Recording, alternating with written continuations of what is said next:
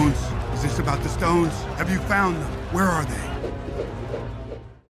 Welcome back, everyone. It's Charlie. This will be my full Marvel What If Season 3, Episode 4 video. There's a whole bunch of Easter eggs here, and they're setting up a character that they're going to be using later this season when they bring Storm on, wielding Thor's hammer. There's like a big character called Byrdie, who they name at the end of the episode. Like, they name the baby Byrdie, who it seems like is meant to be a new mutant inside this version of the MCU, like this alternate universe. Like, this isn't meant to be the main 616 Marvel universe. This is like a completely alternate universe. But I think part of the idea is they're doing this story as they're doing more mutants and X-Men based stories just heading forward in the MCU in general.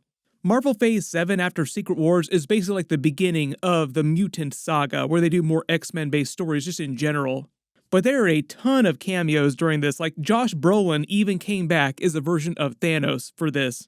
So we'll break it all down. If you're brand new to the channel, be sure to subscribe to get all the episodes. Big reminder, they're releasing new episodes once per day, all the way through episode 8, the finale.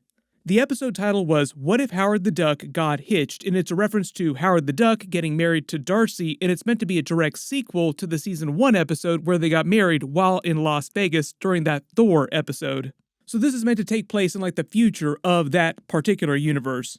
And the episode is generally just telling the story of the birth of their hybrid mutant bird child named Byrdie, who's going to be played by Natasha Lyonne later this season when she comes back. This is what she'll look like as an adult in that episode. Notice her arm wings have gotten a lot bigger, and she has red hair because I think Natasha Lyonne is playing the character. She has silver hair when she's born here, so I'm assuming at some point it just turns colors. That's also going to be the episode when Kaori comes back, and I think we're also supposed to see her in live action, but I don't think that Byrdie is coming back in live action. There have been a couple examples of that with the What If characters where like some of them have shown up in live action. Captain Carter's probably the best example of that, but it's like a slightly different version of the character, but you get the idea. It's still Haley Atwell doing a version of Captain Carter. Speak of the devil too, because they just announced that Peggy Carter will come back during Avengers 5 along with Chris Evans.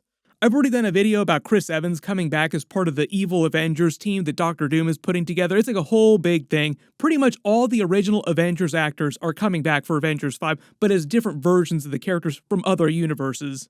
Probably as an evil version of the Avengers team.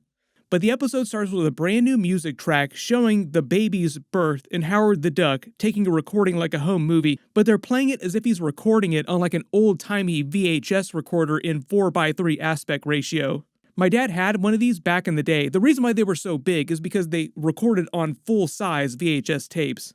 But that's why there's all the static here going on during the actual recording.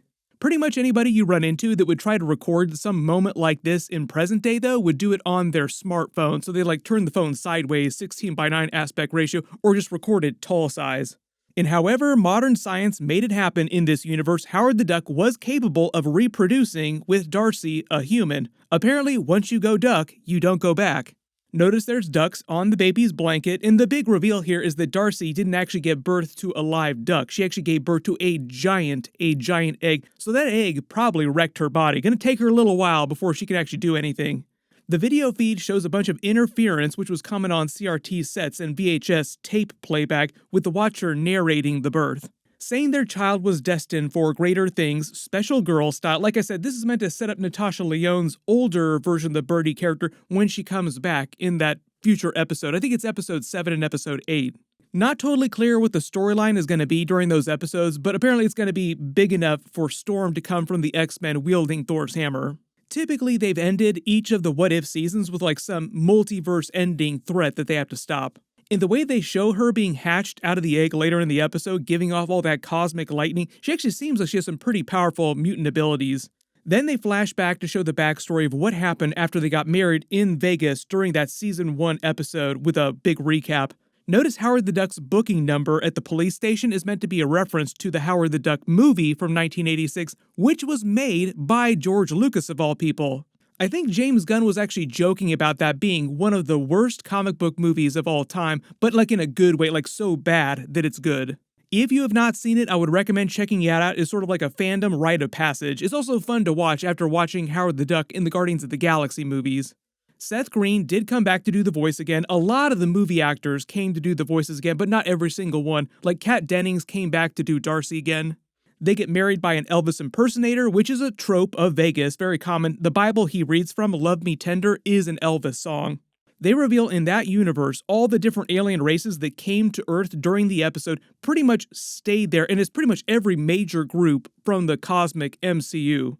So the idea is that them staying on Earth influenced Earth's level of technology, and they jump forward like 100 or 200 years worth of development.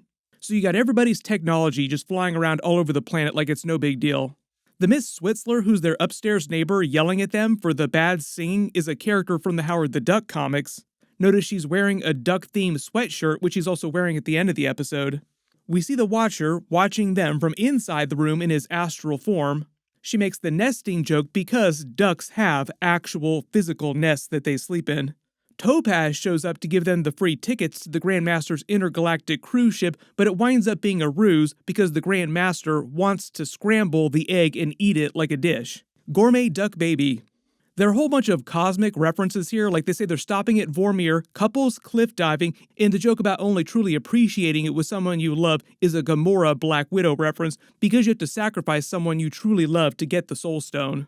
Lava boat ride on Muspelheim is the fire planet where Surter lives. We saw Thor there during the beginning of Thor Ragnarok. Darcy is kind of a Thor character. Apparently, they're using the Bifrost portal to onboard people to the ship. I guess that means Asgardians are working with the Grand Master, like letting them use that technology. They call him Grandmaster DJ Foam, which is a callback joke to Season 1. These yellow nanny androids are the same type that we saw during Guardians of the Galaxy 2 on the Ravagers planet, but they were like pleasure bots, basically. They have that language joke revealing the actual menus themselves trying to cook the egg. This universe's version of Meek is the actual cook. She makes the Silence of the Lambs Hannibal Lecter reference because it would be technically them eating their baby, which would be cannibalism. The other obvious connection here is that Anthony Hopkins also plays Odin in all the Marvel movies. Michael Rooker came back to do Yondu again to steal the baby, thinking it's for the Collector, winds up being a bit of a twist. She calls him Captain Mohawk because of his fin. They steal one of the Grandmaster's ships. We actually saw them flying one during Thor Ragnarok. She mentions Galaga, the arcade game, because they're trying to fly through a giant asteroid field. His joke about being born to fly is also because regular ducks can't actually fly, but not Howard the Duck, like he doesn't have any actual special powers.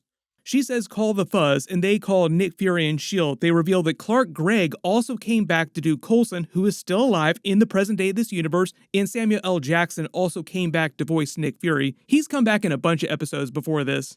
He mentions the Convergence, which is the event during Thor the Dark World where all the planets align. So in the alternate history of this universe, when that was going on, instead of the Dark Elves and Malekith attacking the Earth and that big adventure with Thor, Darcy was busy giving birth to the baby. And the belief now is that the Convergence was meant to herald the birth of a great new power, which is their baby. There's a bunch of cosmic power that the egg gives off at the end of the episode, but like I said, they're kind of nebulous about what her actual powers are, like what her mutant abilities are. The Byrdie character isn't somebody from the comics, she's somebody they created for the show, kind of like Kaori.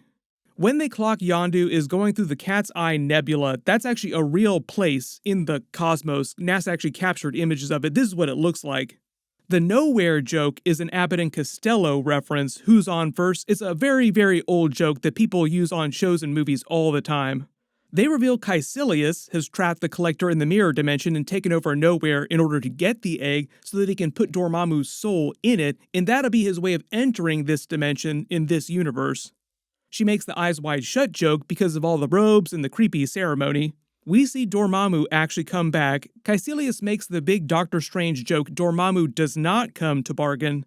We might see him come back during Doctor Strange 3 because that's where Clea took Doctor Strange at the end of Multiverse of Madness to stop the incursion. He's basically going to try and save the Dark Dimension from being destroyed.